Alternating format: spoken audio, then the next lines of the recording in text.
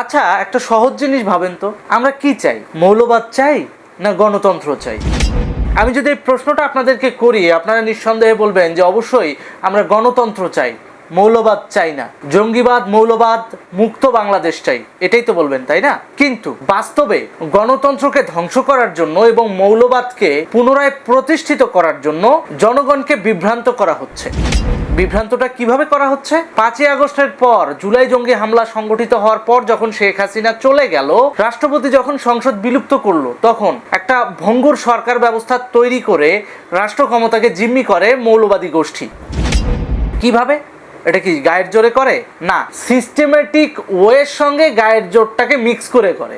অর্থাৎ যেটাকে আমরা মব বলছি, সেই মব গ্রুপ মাঠে থাকবে, একই সাথে সিস্টেমে অর্থাৎ রাষ্ট্রের কাঠামোতে প্রত্যেকটা রন্ধ্রে রন্ধ্রে পদে পদে তাদের ম্যান বসানো থাকবে। এই মব সিন্ডিকেটের দাবিগুলোকে প্রায়োরিটি দিয়ে দাপ্তরিক পর্যায়ে সেটা বাস্তবায়ন করবে। তার ধারাবাহিকতায় কি করা হলো দেখেন, শেখ হাসিনা চলে যাওয়ার পর, অন্তর্বর্তীকালীন সরকার গঠন হওয়ার পর তড়িঘড়ি করে বিচারপতিদেরকে জোর করে পদত্যাগ করানো হলো। পরিবর্তে কি হলো? জামাতপন্থী বিচারপতিদেরকে সেখানে ইনস্টল করা হলো।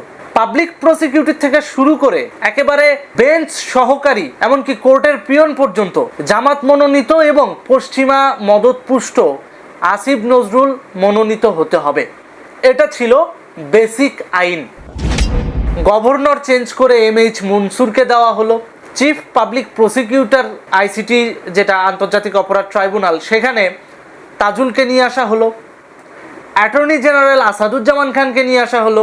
তারপর DGFI এর প্রধান, অন্য জায়গায় যতগুলো সেক্টর আছে রাষ্ট্রের কাঠামোতে, প্রত্যেকটার প্রধান বানিয়ে দেওয়া হলো মৌলবাদী গোষ্ঠীর সমর্থক কাউকে না কাউকে। পরবর্তীতে আমরা কি দেখলাম? বিগত 2 বছর এই মৌলবাদী গোষ্ঠী বিনা ভোটে অবৈধভাবে বাংলাদেশের রাষ্ট্র কাঠামো জিম্মি করে দেশ পরিচালনা করলো। তাদের একটাই সূত্র ছিল, সেটা হচ্ছে মুক্তিযুদ্ধের চেতনা এবং মুক্তিযুদ্ধের আদর্শটাকে ধ্বংস করতে হবে। কারণ জুলাই সনদের নাম করে পাকিস্তান সনদ গছাতে হলে অবশ্যই যেইটার মাধ্যমে পাকিস্তান থেকে আলাদা হয়ে বাংলাদেশ সৃষ্টি হয়েছে, সেই জিনিসটাকে তো আগে মুছে ফেলতে হবে, এবং সেটাই তারা করলো।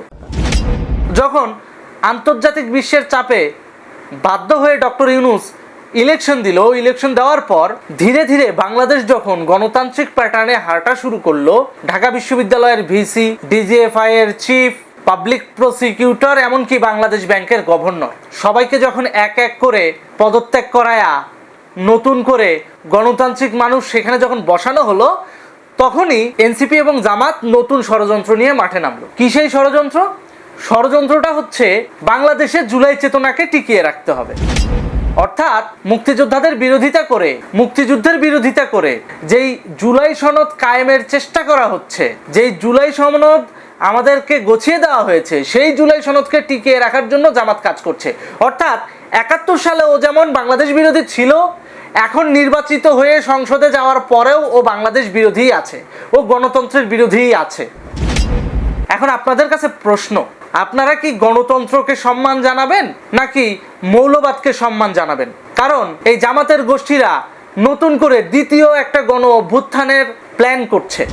সামগ্রিকভাবে তারা চায় বাংলাদেশ গণতন্ত্রের পথে না হাঁটুক। তারা এটা চায় যে তাদের মনোনীত ম্যানগুলোকে দিয়ে মন্ত্রণালয় থেকে শুরু করে প্রত্যেকটা জায়গায় যেন তারা প্রভাব খাটাতে পারে, এতে গণতন্ত্রে থাকে থাকুক, না থাকে নাই। যখন DGFI প্রধান থেকে শুরু করে ঢাকা বিশ্ববিদ্যালয়ের VC পরিবর্তন হচ্ছে, বাংলাদেশ ব্যাংকের গভর্নর পরিবর্তন হয়ে বাংলাদেশটা গণতন্ত্রের দিকে হাঁটা শুরু করেছে, তখনই তাদের এই আপত্তি, তখনই তাদের দ্বিতীয় গণ অভ্যুত্থানের একটা প্রচেষ্টা, একটা ষড়যন্ত্র করার জন্য তারা রেডি হয়ে আছে। এর মানে কি বোঝা যায়?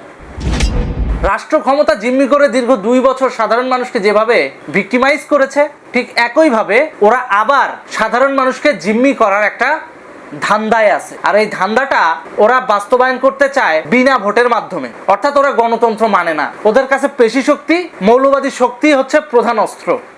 ডিপ্লোমেসি ওদের কাছে কিছু না, ডেমোক্রেসি ওদের কাছে কিছু না। এখন আপনাদের কাছে এই ভিডিওর মাধ্যমে আমার সিদ্ধান্ত থাকবে যে আপনারা কমেন্টে এসে জানিয়ে যাবেন আপনারা কাকে সাপোর্ট করবেন। সিদ্ধান্ত আপনাদের। মৌলবাদকে সাপোর্ট করবেন নাকি গণতন্ত্রের ধারা অব্যাহত রাখতে গণতান্ত্রিকভাবে রাজনৈতিক দলগুলোকে সমর্থন করবেন? কোনটা? কারণ গণতন্ত্রের ধারায় যদি দেশ পরিচালিত হয়, দেশ ভালো চলবে।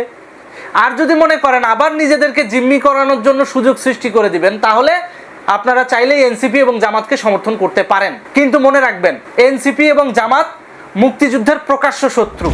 আর মুক্তিযুদ্ধ না থাকলে বাংলাদেশ থাকবে না, আর বাংলাদেশ না থাকলে আপনি আমি আমরা সাধারণ মানুষ জিম্মি থাকবো, সেটা হতে পারে পাকিস্তান গোষ্ঠীর কাছে কিংবা পশ্চিমা কোনো গোষ্ঠীর কাছে।